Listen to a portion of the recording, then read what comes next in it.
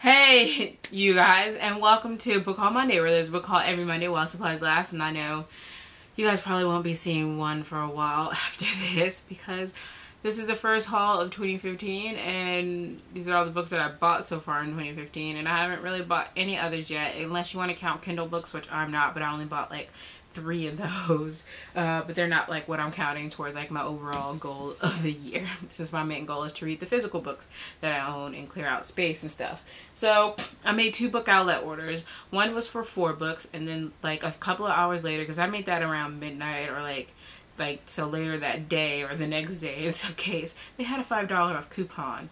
And I was like, seriously? And I wasn't going to use it. Then at the last minute, I ended up buying the book. So I'll show you that book first. And that was 40 Acres by Dwayne Alexander Smith. And I'll link Dee Dee's channel down below because she's how I found this, knew about this book in order to be like, oh my god, I've been reading that. And I'll link, she did an author review of that, so I'll link it down below as well. And it's about this guy, Martin, and he's a young black, like very influential lawyer, and he meets all these other black influential people who are like really like famous or whatever, really rich and stuff, and he gets invited into like this compound or something of those sorts, like a secret society member thing for like famous young black people or whatever. And he gets there and he stumbles upon a secret where the black people are the masters and the white people are the slaves, and he has to kind of decide whether or not he wants to join this thing now or he dies. So is there really a choice in that? So it's a thriller sort of thing. So I'm really looking forward to seeing what this whole thing is about. And of course, adult standalone. I didn't buy any YA this time around. Awesome. The next book that I got from the next haul was Born Weird by Andrew Kaufman. And some of you guys know I did not make a Boxing Day sale because I've been trying to buy less, but this was one of the books in my haul in my cart at that time that I really wanted, so I'm glad to finally get it. And it follows this grandmother who, upon the birth of each of her 5 grandchildren, gave them a blessing, well, what she considered to be a blessing, which later in life turned out to be more of a curse for each of her grandchildren. So upon her, she knows that she's dying, so she had one of her grandchildren gather up her brothers and sisters so that she can take off the curse upon her death. So this is just like the journey of that one sibling going to collect her other siblings, I guess. And I guess we get to find out what their blessings / curse are. I'm really excited for this. Deckled edges, flaps, come on now, who isn't?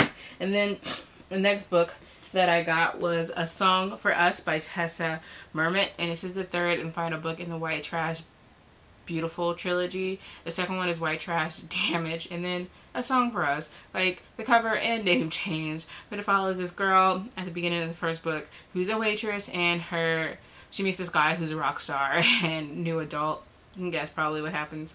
Relationship drama for 3 books on. Yeah, my friend read the first 2 and she likes them, so I'm really looking forward to it. And then I got On Dublin Street by Samantha Young, and oh my god, I was so mad because when I got it, I saw that the pages were stuck together, okay, which is not a big deal in a lot of ways. But then I couldn't like undo them because every time I did, they would start to tear. You could literally do this with it.